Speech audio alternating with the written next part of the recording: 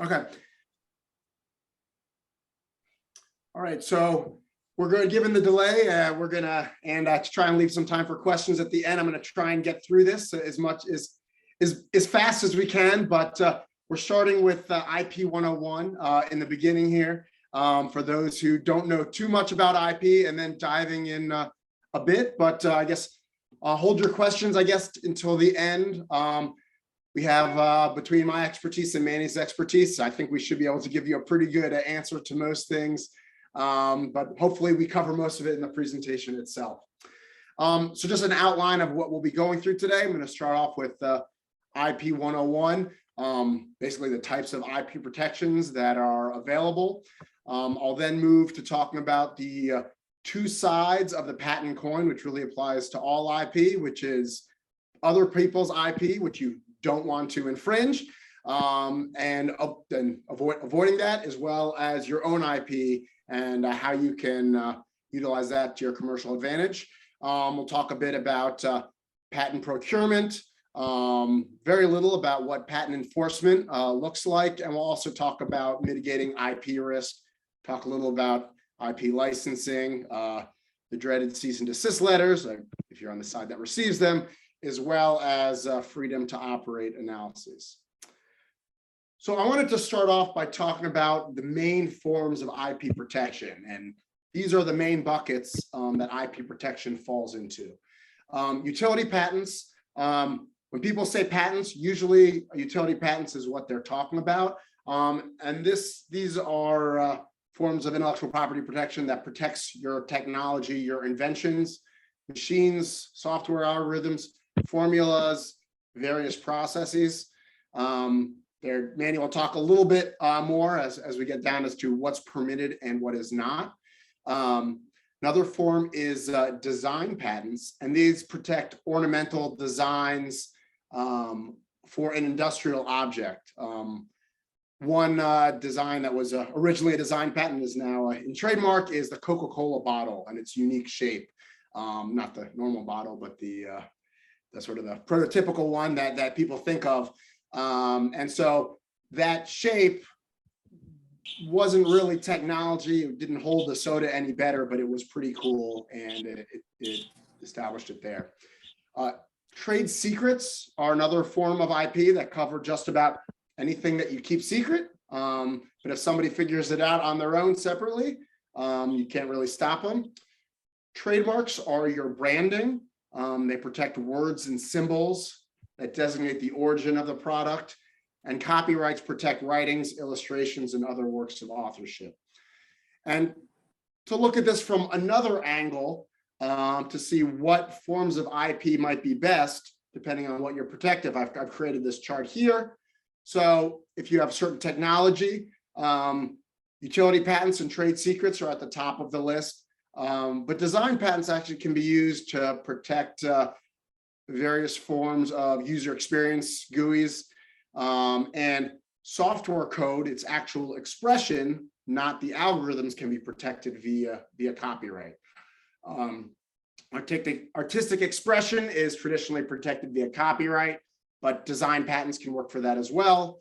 And when we talk about branding, trademarks are your number one, but logos can additionally or alternatively be protected with copyright. And for companies that are really bootstrapping it, that is occasionally the way to go, because it can be a lot cheaper to file for copyrights than for trademarks. And then finally, when it comes to sort of general business ideas, those can be trade secrets, and NDAs become very important there, but it also trusting the people that you reveal them to becomes pretty critical there. The traditional forms of IP really just don't cover business ideas nearly as well as people wish that they did. So I'm going to talk a little bit about utility patents. This is the core of what Manny and I work on, so we know them very, very well. If you've ever seen a patent before, it has three general parts: the specification, which is the description of the technology, how you use it, sometimes how it came to be, figures, which are drawings that help explain that, and finally the claims. And the claims are effectively the most important part of the patent. They are the property lines. They are the operative legal part of the patent. As claims become broader, they can be more difficult to get from the USPTO, but they are also more valuable because they can exclude your competitors from a wider range of activities and devices that they can make. Narrower claims is the flip side there. They can be easier to get. Oh, what a cutie. He says, They can be easier to get, but also easier to design around. And in each patent, for the filing fee, you get up to 20 claims. So my strategy usually is to try and get a range of broad claims, which may be harder to get. And if you do get them, they may be harder to stand up to legal challenge. But they are great, and they're great to kind of push around your competitors. But you also want the narrower claims there as well, because you can be a little more confident that you'll get them. And you can also be a little bit more confident that they will stand up to scrutiny if you end up in litigation down the road. So I just wanted to show a quick example of a utility patent. This one is a patent that I obtained for a client. It was for a light wall that was used for horticulture. On the left, as you could tell, that's a figure. And on the right is sort of a typical claim where it talks about each element of what is claimed. Again, this is almost like the fence line for your property that nobody can do. So if anybody makes a light wall that hits every single one of the elements here, that would be infringing. Someone would not be allowed to do that unless they had a license from the patent owner there. And you have to hit each element to infringe. So broader claims typically have less elements, narrower claims have more elements. And at the bottom, number 2, that's what's called a dependent claim. And dependent claims, this one, it starts with the light wall of claim 1. So it takes in all of the limitations, the elements from this larger claim, and then it adds one more, that the mechanical devices comprise a set of wheels on the bottom side.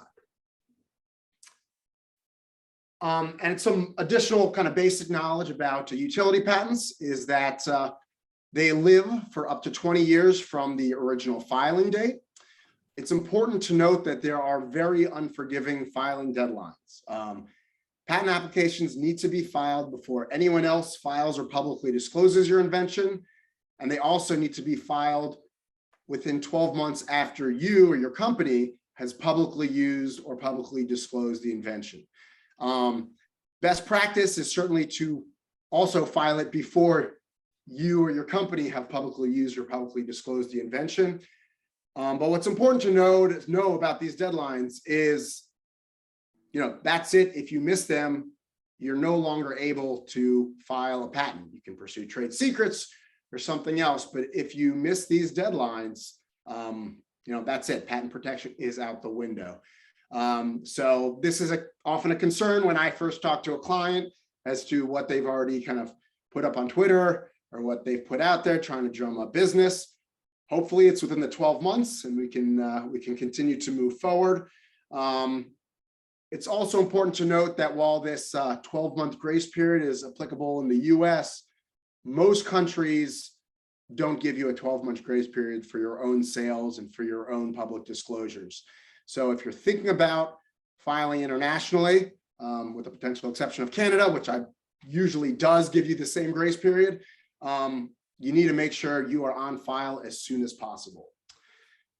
So we'll talk a bit also about patent prosecution, and that refers to a negotiation between your patent attorney and the patent examiner.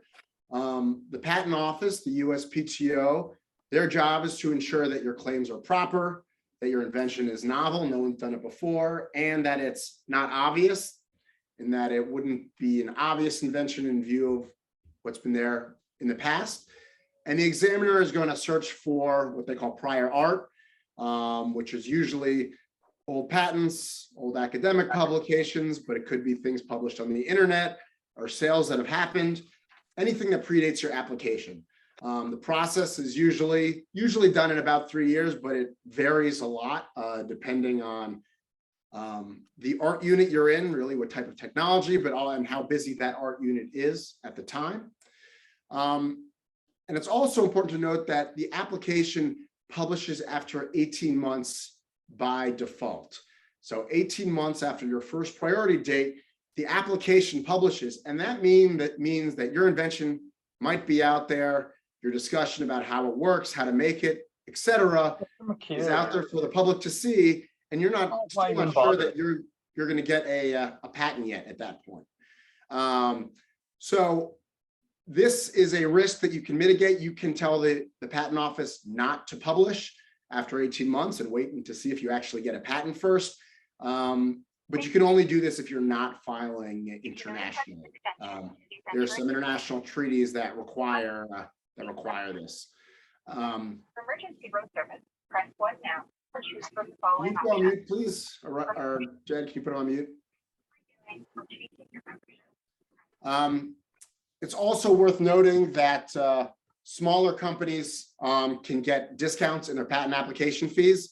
Usually does not apply for the attorney's fees, but small entities, which is defined as companies with less than 500 employees, they usually have their USPTO fees cut in half.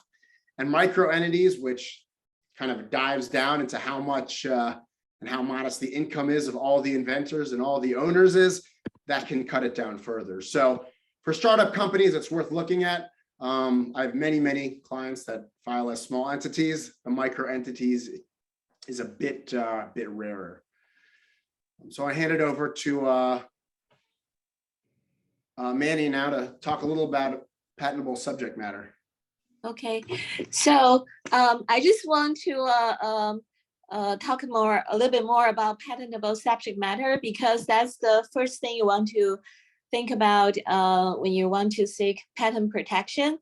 And as Larry mentioned, basically there's 3 types of patents in the US. The utility patent, that's the main category. In all the other countries, it's called an invention patent. And the second type is a design patent. It protects ornamental design, but not like the functional part. So if you want to protect something, the functional part, you would use utility patent. And the third type is a plant patent. It protects asexually reproduced plants. So the basis for patentable subject matter is the 35 USC section 101. So it requires that the subject matter you want to protect by a US patent must fall into one of the 4 categories. It must be a process, machine, manufacture, or a composition of matter. And in addition, any new and useful improvement of the above. So the terms are I think they're very clear on the face. So manufacture means production of article for use from raw or prepared materials by giving to these materials new forms, qualities, properties, or combinations, whether by hand labor or by machinery. So these 4 categories are the ones you can protect in the US by a patent.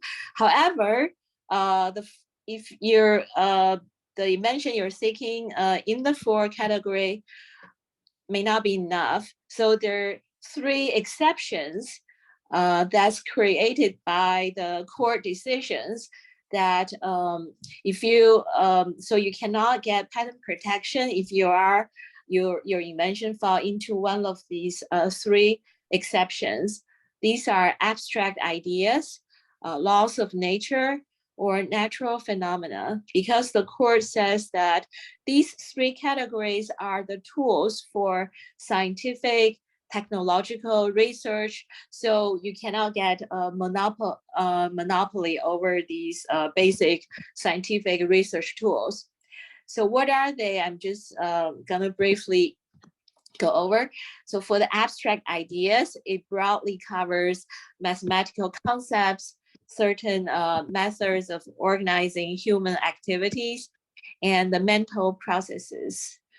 So the most important one is the methods of organizing human activity. It refers to fundamental economic principles or practices, including hedging, insurance, mitigating risk, commercial or legal interactions, including agreements in the form of contracts, legal obligations, advertising, marketing, or sales activities, Hi. or behavior. Hi, is it okay if I do circus light on? Okay, so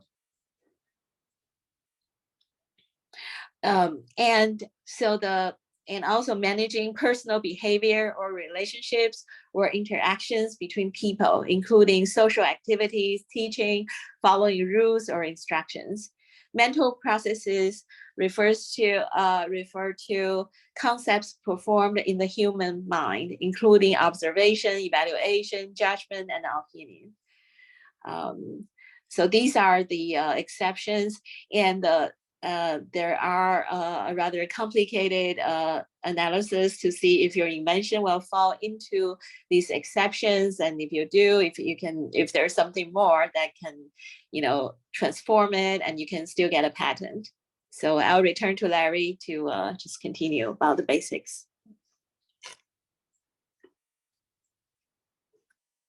Larry? Yeah, sorry, I jumped out there. Did you my screen froze for a second. I think it was on my end, but you finish up?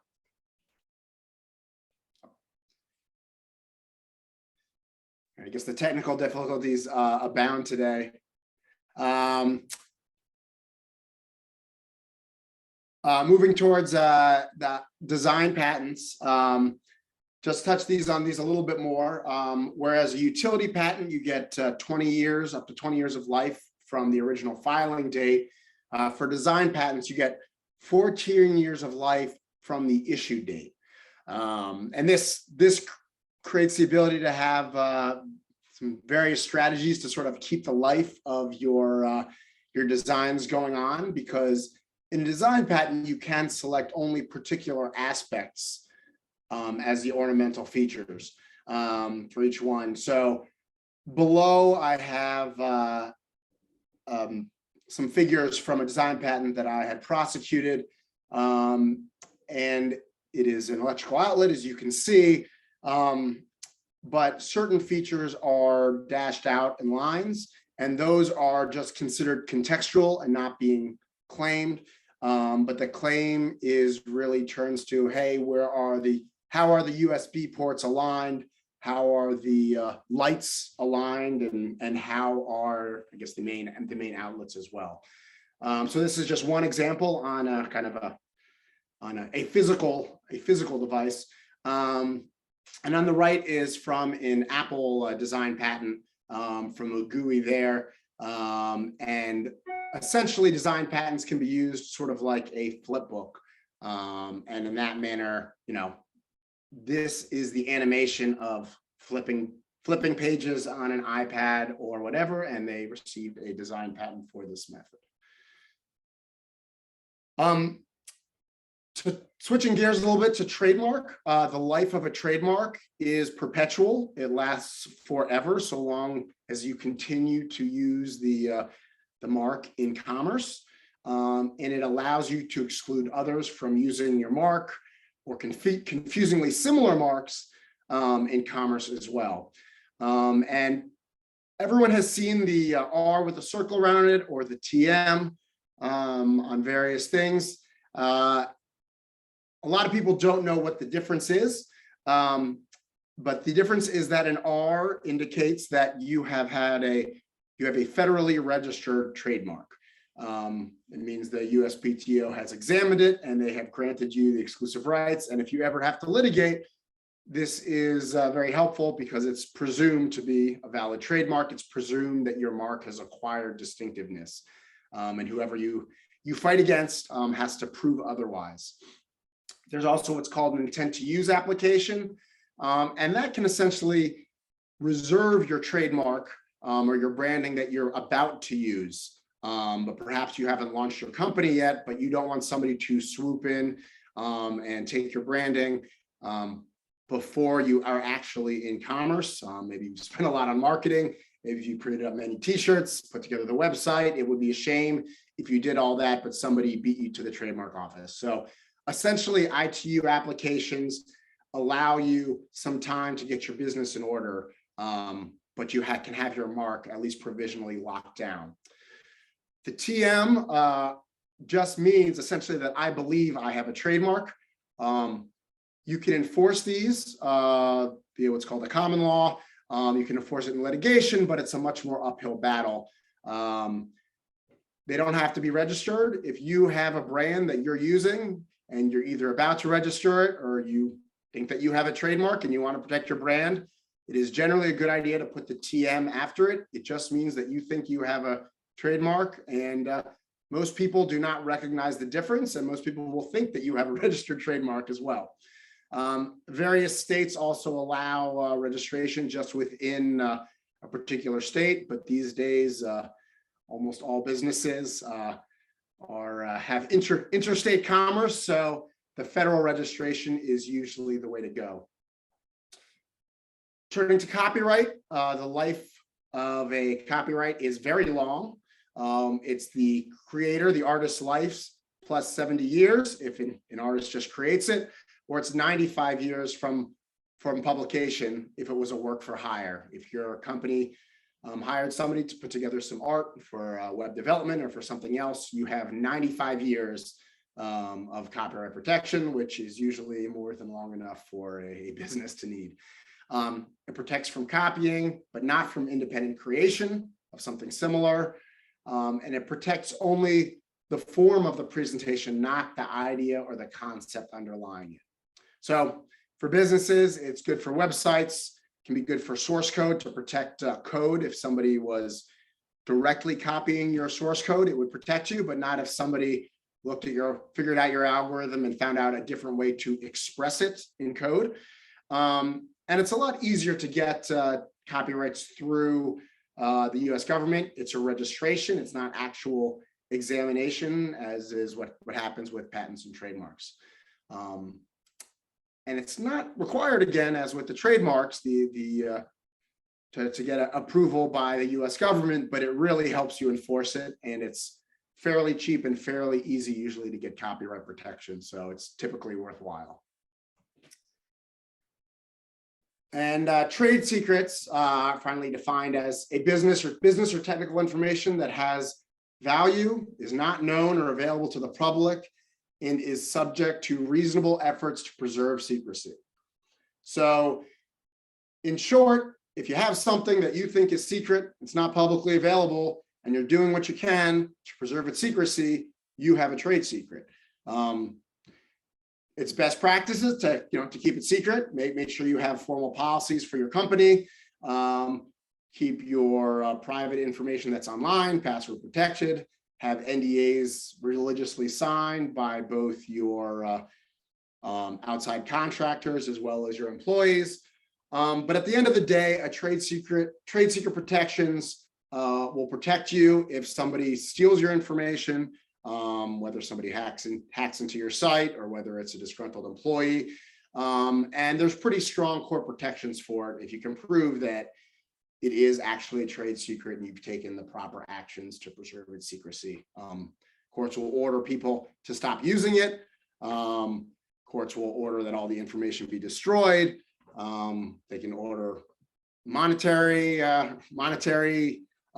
damages coming back from you for money that they made off your trade secret. There's a lot that can be done, but the bottom line is for businesses to make sure that they implement formal and good systems to maintain their secrets. So if they have to, they can prove that they've been protecting their trade secrets. So I have this slide here, the two sides of the patent coin, because it's often a source of confusion as people start to learn about IP. At the end of the day, what a patent is, it's a right to exclude others. It is not a right for you to practice your invention that's within your patent. Unpatented technology is automatically defaulting to the public domain. So one side of the patent is one side of the coin is what your patents allow you to do. You can exclude competitors from practicing the scope of your claims. You can give permission to others to practice your claims. That's called a license, and Manni will speak about that a little bit more. You can sue and collect damages from infringers, people who practice your claims. But it's important to note that, again, your patents don't allow you to practice your invention. You might be allowed to by virtue of the fact that sort of what's necessary to practice your invention is already in the public domain. And at the same time here is you don't actually have to use your invention to get the patent. If you have a concept and it's fleshed out enough that somebody could easily put it together, you can get a patent without actually making the software, making the device, or practicing the method. So the other side of the coin, the tails, is other people's patents, and you can endure substantial liability if you infringe them, and other people's patents can even prevent you from using your own invention. If there is a subpart of your invention, for example, that another patent covers, you wouldn't be able to practice your invention without getting a license or otherwise infringing this other patent. So as far as actually protecting your rights, I just want to talk about the applications and the process a little bit. Provisional applications are very, very important for startup companies. Essentially, they save your place in line. They will help you out over those deadlines, both for other people's public disclosures as well as your own. So it's smart to get these on file before you make any disclosure, public or private. It's also good to include many alternative embodiments. And by that, I mean, you want patent protection both on the way that you think is the best way to practice your technology, how you intend to practice it. But it's also good to have the second best way and the third best way and the fourth best way, and sometimes even beyond that, because you want to block your competitors from practicing things that are really, really close to the invention. So you want to describe those in your provisional application as well. Now, the provisional applications, they expire after 12 months. And unless you claim priority to them in a non-provisional application, those provisional applications essentially disappear. They remain confidential. And it must be important, what's also very important is to make sure that the disclosure is adequate. While the Patent Office doesn't examine the provisional applications, if you want it to be worth its while, you want it to have some good priority stuff for your future applications, you need to make sure that it is a thorough disclosure. And the question to ask yourself is whether or not the average engineer in your field could make the invention after reading the application. There's many piles of books of legal writings on this subject, but I think it's best summed up in that one question there as to what inadequate disclosure is. Yeah, Frank, I see you have a hand raised. If you want to jump in, you can throw your question out. Let's see. All right. So when we got booted, we were chatting about provisional applications, and I guess generally a good idea to lock down your inventions ahead of time. They don't have to be formal. They're a lot cheaper. It's always good to have a patent attorney put them together, but it's, I think, less necessary than non-provisional applications. Wanted to speak a little bit about international applications, PCT applications, which stands for Patent Cooperation Treaty. And although these are full-fledged formal applications, they really serve a similar purpose as provisional sometimes, in that I'll give you 30 to 32 months to decide whether or not to file a full-fledged patent application in various other countries. They're basically accepted by all countries that you might want to file in, that you might want patent protection in, with the exception of Taiwan, and that has to do with China and various treaties and international relations there. Just to speak a word about the value of patents, is that they do provide great value to companies. first and foremost as a competitor for competitive advantage, as a potential defense to competitor patents. If they're infringing your patents and you are accused of infringing theirs, you might be able to cross-license the patents to each other, essentially have everybody stand down and allow each other to operate.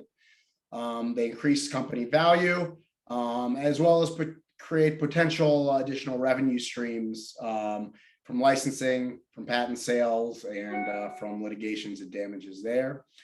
And insofar as what makes a patent set valuable, number one, you want to box out your competition. And as we discussed before, having broad claims are great because they're hard to design around and can really give you market dominance potentially. Narrow claims are also good to have because they're hard to invalidate. And it's also worth having observable infringement. This is especially the case in software patents, as well as some chemical process patents, where how do you know that one of your competitors might be infringing if the processes are totally secret and there may be different ways to perform them? So if infringement isn't observable from the outside, it can be difficult to enforce your patent, and in turn, that really can reduce the value of your patent. One patent strategies that I like to take in building a portfolio is the use of a lot of continuation applications and continuation in part applications.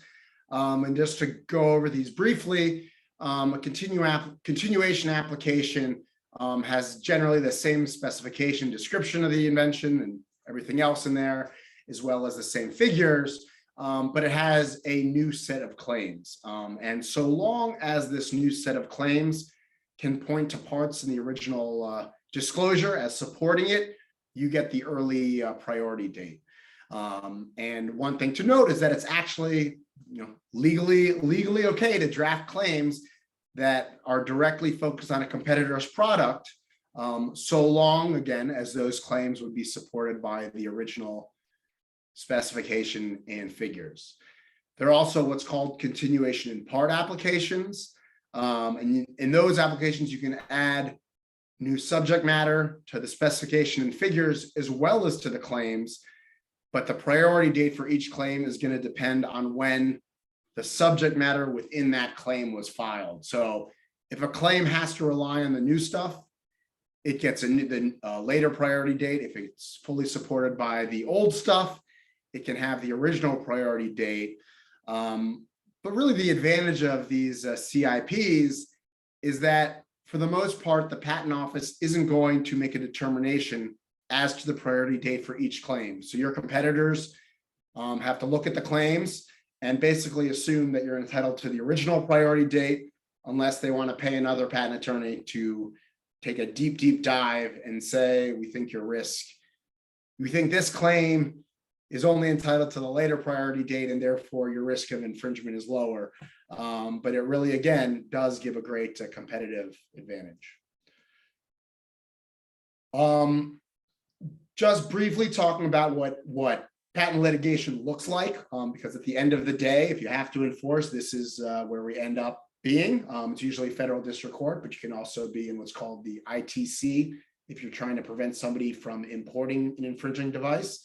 The first step is claim construction, and that's where the court determines what the claims mean. There's fact discovery, where both sides take a deep dive into the other party's documents and they depose the engineers and the inventors of each side. Then there's expert discovery, where each side typically has an expert that supports their positions on infringement and invalidity. Infringement being, does the accused product practice each element of the claims, and invalidity meaning, hey, the patent office shouldn't have given this patent in the first place because there was prior art that did it. It was obvious. It was not novel. It wasn't adequately described in the disclosure. And then there is the damages section of the case. Under federal law, you're entitled to at least a reasonable royalty for all infringing products. What is a reasonable royalty? The answer is very much, it depends. There's mounds and mounds of legal writings on this, but generally it's a couple of percent and going up. But again, it depends very much on the technology, how many other patents need to be licensed, would have to be licensed, and so on and so forth. If your patent's infringed, you can theoretically get lost profits as well, which would be the profits that you can prove that you would have earned, but for your competitor's infringement. And then there's the question of willfulness. And if you can prove that the infringing party knew about your patent and just went on right ahead and infringed it anyway, whatever damages you're entitled to can be tripled. And these obviously can become quite massive at that point, and sometimes even take companies under. Injunctions are possible, but difficult to get. And additionally, there are appeals, which in patent cases always go to the federal circuit. It's also worth noting that there are things called declaratory judgments. If somebody is accusing you of infringement, but they're not filing suit, and you really need to clear the air to have a court decide what your rights are so you can move forward with your company, you can file what's called the declaratory judgment action. So you must have been at least implicitly threatened as with a lawsuit, but essentially it's at the end of the day, it's a normal patent suit, except the roles are reversed. The plaintiff is the person who was accused of infringement, and they're looking for a court to order saying either they don't infringe or that the patent's invalid. And the defendant is likely at this point to say, well, you do infringe, we think our patent's valid, and you owe us this much money. There's also another defense where you can fight at the US Patent and Trademark Office and tell them, hey, you guys never should have issued this patent in the first place. Inter partes review can be preferred because it is a lot faster than federal litigation. It's also a lot cheaper than federal litigation. But the other bonus is that the standard of review is lower. Everyone's familiar with the standard of review in a criminal case. You have to prove something beyond a reasonable doubt. Now, normally in district courts, as well as in the International Trade Commission, the ITC, the standard to knock out a patent is clear and convincing evidence. And that's because it's presumed that the Patent Office did its job. The Patent Office did its job in examining the patent, and they did its job right. But once it's back at the US Patent and Trademark Office, the standard review drops to preponderance of the evidence. That is anything greater than a 50% chance. So it's easier to knock out patents at the Patent Office. Once one of these reviews are instituted, it can be great leverage to just get a license and stand down. The patent owner might give you a license on very favorable terms because now their patent's at risk. And getting a license might be better in some cases because it means your other competitors are at risk for infringement, but you're sort of out of the woods. And often if a district court case is filed, people accused of patent infringement may file an inter partes review because that will stay the litigation will happen first. The last thing I'll say before I hand this back to Manni to chat about cease and desist letters and licensing is that there is now increased litigation, that might not be the right word for it, in alternative venues. I've been involved in some neutral patent evaluations conducted by Amazon. And in these litigations, you can't win any money, but what you do is take down a competitor's product from Amazon. So they're very, very cheap, at least when compared to other forms of litigation, both in district court, the ITC, as well as at the Patent Office. It's $4,000 in third-party fees, and only the losing party pays. The attorney costs are very, very limited because it's a very limited proceeding, and it's actually just another attorney who sort of serves as judge here. The whole thing's over in a matter of months, and the remedy is just taking down the offending products that are being sold on Amazon. Really only looks to infringement, and there are no appeals that are considered by Amazon, but Amazon is happy to allow its judgment or the judgment of its third-party attorney to be trumped by a ruling of any court, or the USPTO or the International Trade Commission. But this is increasing in popularity, especially when there are knockoffs from overseas that, if you end up filing suit, it's just going to take too long and they're just going to set up shop under another name. So this is being done increasingly. I also wanted to answer two of the questions that were posed by the larger group. So hopefully the people who asked the questions are still here regarding trademark expiration. If a trademark expires or is abandoned, it can always be refiled. And if there is a new logo, you can file amendments with respect to logos if they're fairly similar. If it's entirely new, though, then generally the best way to go is to just file a new trademark for the new logo. And as far as what trademarks cover, it's usually names and symbols and logos. Those are sort of the prototypical ones, in addition to slogans. But the reach of trademark law is very, very, very, very broad. People have trademark colors and smells and sounds. For color, there is the fiberglass insulation that's pink, affiliated with the Pink Panther, and I forget actually whose it is at the moment, but you can actually trademark a color. It can be difficult. There's smells that are trademarks, and as far as sounds, there's, for example, is the NBC chimes, which people are probably familiar with, the ding, ding. I'm tone deaf, so I'm not going to attempt it, but if you ever watch a show on NBC, they play it usually before and after. With that, I'll hand it over to Manni to take us home here. Okay, so cease, desist letter. So what is a cease and desist letter? It is a cautionary letter sent to an alleged wrongdoer describing the alleged misconduct and demanding that the misconduct be stopped. So the letter provides a notice that legal action may and will be taken if the conduct in question continues. So it's sent to stop the alleged or actual infringement of the IP rights, usually patents, trademark, and copyrights. So the contents of the letter usually, at least you want to describe the allegation, the details, why it's infringing. And so if you're the owner of the IP rights, you're sending out the letter, what do you expect? So after you send the letter, you probably, if you don't get any response, you probably want to do a follow-up letter.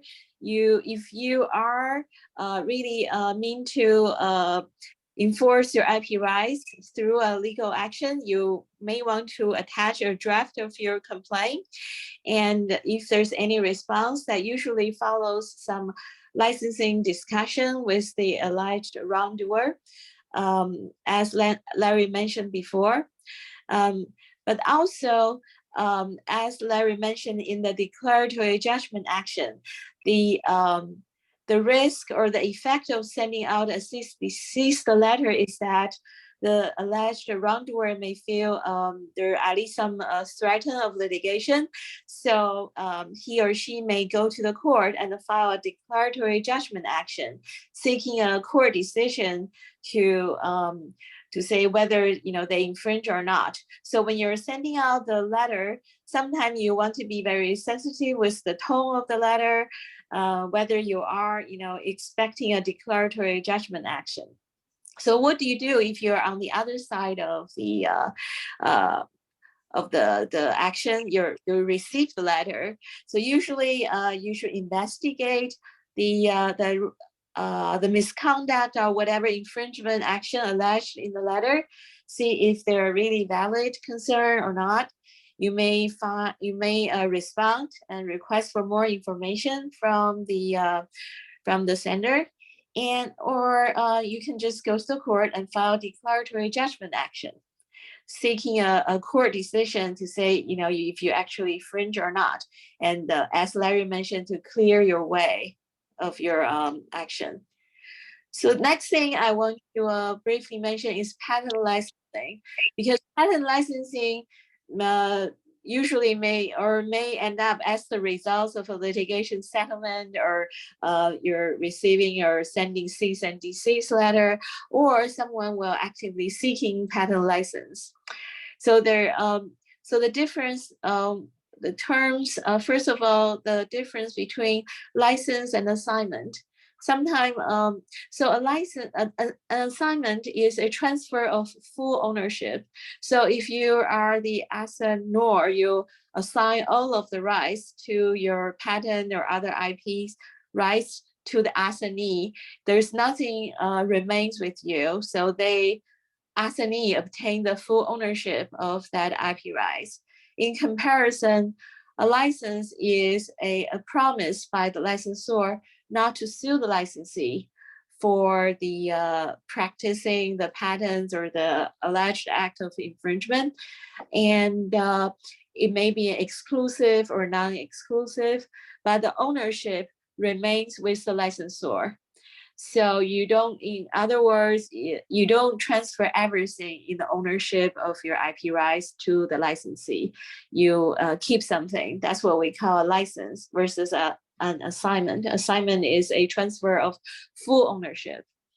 So the type of license, it can be exclusive or non-exclusive. So exclusive means you, for example, if it's exclusive licensee, that means you, as a licensor, you transfer the right, whatever it covers, to only this particular licensee, exclusive licensee. The license may be in the different fields of use, because sometimes you're using your IP rights, practicing your IP rights, you don't want people to use, but you're okay with other people or licensee to use it in other field of use. It can be in a different industry, or it can be in a different geographic territory. And another different type of license, it could be a different type of use. For example, a patent will typically cover the manufacture, the use, sale, offer for sale, or import. So you can license different type of use. And also, for example, in copyright, it covers reproduction, preparation of derivative works, distribution, performance, or display publicly. So you can just license a certain type of use for patent licensing. So then I'll just hand it back to Larry to continue for IP enforcement.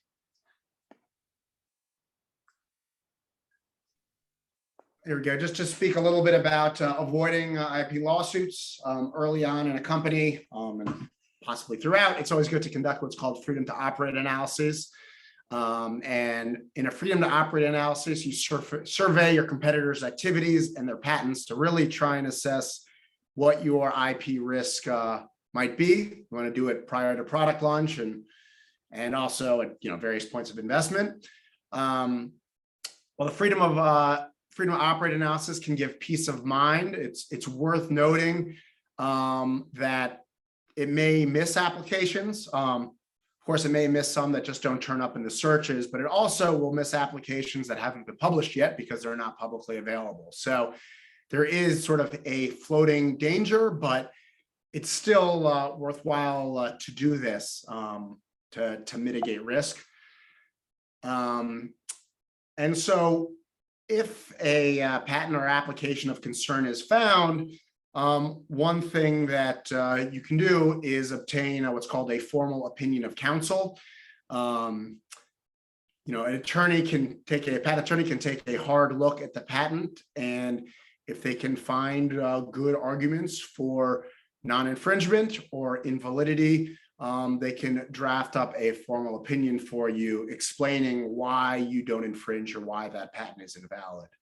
And while that opinion may or may not win the day if litigation happens and you get accused, it can be extraordinarily helpful in at least defending against charges of willfulness going forward. Other things that you can do if your FTO finds patents is attempt to license those patents. You can challenge those patents at the USPTO, and you can also just be ready to litigate, have your arguments ready, have your prior art ready to explain why that patent has never been issued. And the opinion of counsel, formal or informal, can help you with that. And finally, even if the FTO finds nothing, know that patent litigation is always a threat. There may be those unpublished applications lurking that I didn't talk about. And then there are always weak patents that don't really cover your patent, and they may really not have a good argument for infringement, but there are always nuisance suits that are floating out there. There are always patent owners out there who are happy to, I guess, prey on early stage companies, knowing that even fighting and winning a patent suit will put you out of business. So you're probably going to be willing to pony up some money for a license. So I know we got a smaller crowd here, but I want to open it up for any questions that people might have. And of course, Manni and I are happy to discuss offline as well, if you have something more private or more attuned to your client or your company. Good. Josh, you can just go ahead. Right. So my question's with respect to the FTO, because you were talking about if you can prove intent in patent theft, so to speak, Yeah. then the penalty's triple. So I was previously advised, do not look at any other competing art in development. So how do you toe that line between, because the assumption behind that advice was if you're looking at prior art during development, you're looking for things specifically to incorporate into your own technology. Well, so there's the worst thing so there's sort of both sides. The worst thing you can do is if there's sort of an unhappy medium. You can do is where you look for art, but then you don't really do anything about it. And that really puts you in the worst position because you'll be in possession of this. Presumably you looked at it and, it may come out in discovery that you did that, and that may be great evidence again towards willfulness. For certain companies, if you can't afford to do the FTO in the early stage, if you don't want to spend the extra money on the formal analysis, I certainly do not want to say that ignorance is bliss, because there's a thing as willful ignorance, but you have no requirement for you to go out and search for these patents. At the same time, knowing that the ones that are out in front of your face may be helpful, very helpful down the road, because you might be in a stage where you can design your technology around those patents to avoid them. And then if you run into something that's potentially a brick wall for your technology, at that time you can decide, is it worth the investment going forward? Should we have a patent attorney take a hard look at this and see if that attorney can poke giant holes in that patent, either on the infringement side or in the invalidity side, and put together a formal opinion of counsel, protect us from willfulness that way. And we have a good idea of what the risk is of being sued and hopefully succeeding in that lawsuit going forward.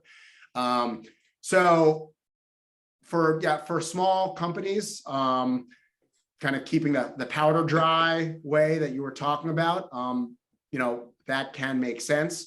And then on the other hand, it also can make sense to really take that deep dive to see what is the world that we're looking at, and then to take action accordingly. But there is the unhappy medium where you take a look to see what's out there, but don't do anything. And that's kind of the worst of both worlds. So I think the advice you got made sense, but I think there are sound strategies on both both sides of it. Manny, I don't know if you have anything else to add to that. No, Okay. So basically, if I can afford the FTO, get the FTO. If you can afford the FTO and, and also that you're ready to take action based on it, whether or not it is, getting the attorneys to take a hard look, or, sometimes you have to make that hard decision if you find, a patent that really has you covered, but it may just be, a licensing decision or something like that instead. Okay. Thank you all for joining with all the complications today of the gazillion. We look forward to seeing you at the next one. If any of you want another IP presentation on a more narrow topic, or any other topic area to help your project or business or investments, let me know, because we can happily set that up. That's what we're here for. Larry and Manny, thank you for a very substantive, on point presentation. People are probably surprised how substantive and easy to digest it was, because it was pretty easy to digest and engaging. That's why even after all these technical difficulties, everybody's still here. All these people are still here. So thanks again, Larry and Manny. Appreciate it. And look forward to seeing everybody again. Thank you.